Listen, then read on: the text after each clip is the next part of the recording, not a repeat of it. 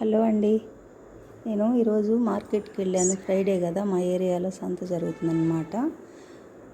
ఉల్లిపాయలు, వెల్లుల్లిపాయలు, టమోటాలు, వంకాయలు చాలా ఫ్రెష్గా ఉన్నాయండి. అవి తీసుకొచ్చాను. వాటితో రేపు మనం పచ్చడి చేద్దాం.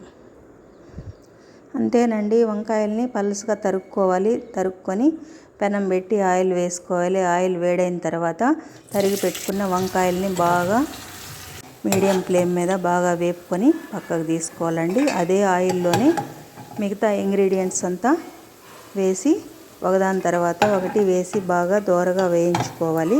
దీనికి తాళింపు పెడితే కూడా బాగుంటుంది, తాళింపు పెట్టకపోయినా బాగుంటుంది. ఎందుకంటే ప్రతి ఒక్కటి ఆయిల్లోనే వేసుకుంటాం కదా. ప్రతిదీ అండి, టమోటాలు అన్నీ, తెల్లగడ్డలు, పచ్చిమిర్చి, కరివేపాకు, కొత్తిమీర, తర్వాత చింతపండు ప్రతిదీ వేసి బాగా వేపుకోవాలండి. మీడియం ఫ్లేమ్ పెట్టాలి, లేదంటే మాడిపోతుంది.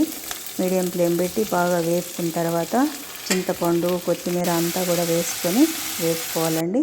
వేపుకొని చల్లారనిచ్చి మిక్సీ జార్లో వేసుకొని అందులోనే మన రుచికి సరిపడా సాల్ట్ కలుపుకొని మెత్తగా గ్రైండ్ చేసుకోవాలి. అంతేనండి, అదే మిక్సీలోనే వంకాయలు కూడా వేసి రుబ్బుకోవాలి. అంతేనండి, పచ్చడి రెడీ అయిపోయింది.